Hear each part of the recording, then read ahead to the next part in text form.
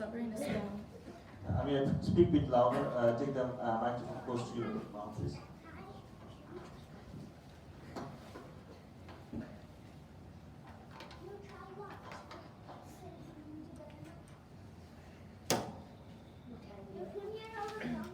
Sabr is one of the most important concepts in Islam.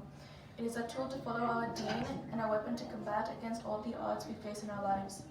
Allah says in the Holy Quran in chapter 2, verse 155, "Be sure we shall test you with something of fear and hunger, some loss in goods, lives, and the fruits of your toil." It implies that difficulties and calamities we face are tests from Allah. On a brighter side, Allah also provides the guidelines on how to deal with the ordeals. In chapter 2, verse 153, He says, "O you who believe, seek help with patience, perseverance, and prayer, for Allah is with those who patiently persevere." If someone perseveres during difficult times with Salah, Allah will make things easy for them and provide them reward immensely. In chapter 3, verse 146, Allah says, "Allah surely loves those who are sabreen," meaning patient. Now I'll provide the linguistic meaning and definition of sabr on the next slide. The Arabic word sabr comes from the root letters sad, ba, and ra. The linguistic meaning of the root verb sabara is to confine, detain, retain, restrain, restrict, or withhold something. As a concept in Islam, sabr is often translated as patience, but it also includes aspects of restraint, self-discipline, steadfastness, firmness, and perseverance. Sabr conveys a very active, dynamic, and positive quality in Islam. It is a quality of surging forward, striving, and not slackening in our purpose to purify our souls. Benefits of sabr. Ibn al-Qayyim wrote, "When a man's patience is stronger than his whims and desires, then he is like an angel. But when his whims and desires are stronger than his patience, then he is like a devil." This means that despite what we like and what we prefer, what Allah wants us to do is takes top priority. In obedience to Him is our mercy. Our limited minds cannot always comprehend whatever is given to us is good for us. The trials and difficulties that are destined for us are good for us, for they draw us closer to Allah. Ease and comfort do not give strength as difficulties do. Difficulties make us physically and mentally stronger.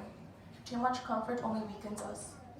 When we trust in the inherent goods of Allah's decrees, we continually prepare ourselves for the possibility of examination through painful experiences.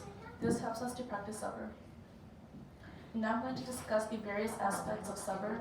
While describing the various aspects of sabr, Abdurrahman bin Zayd bin Aslam said, "Sabr has two parts: patience for the sake of Allah, patience for the sake of Allah concerning what He is pleased with, even if it is hard on the heart and the body, and patience when avoiding what He dislikes, even if it is desired." The first aspect of sabr.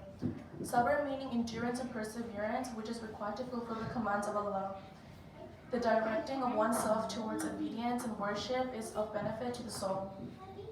Knowing that the soul likes ease, comfort, and company of others, and dislikes being controlled helps us managing it with full awareness.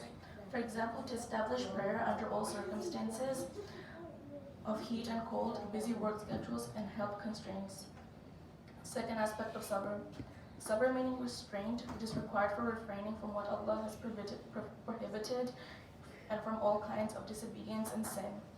Examples of this are stealing, cheating, murder, dealings in riba, eating pork, drinking alcohol, backbiting, gossiping, not giving rights, and injustice in general.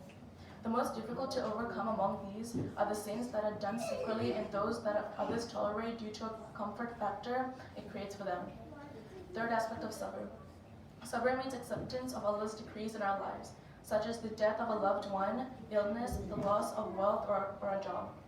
Allah reminds us by saying, "Never will we be struck except by what Allah has decreed for us." Harm or injustice done to us by heedless, selfish people, especially those who are supposed to be dear ones, is the toughest to bear in a composed manner. However, sabr is not the belief that since everything is written, one just has to let time go by, to patiently endure through the unfolding of time. Rather, it is actively tackling life's problems and difficulties and striving to overcome obstacles. It is making choices purposefully and consciously. In this presentation, I have provided the definition of sabr, benefits of sabr, and the various aspects of sabr in Islam. Now I'd like to end this presentation with a positive note by sharing a hadith. Abu Sa'id al-Khudri reported that the Prophet ﷺ said, "No one is given a better and more abundant gift than patience." Thank you.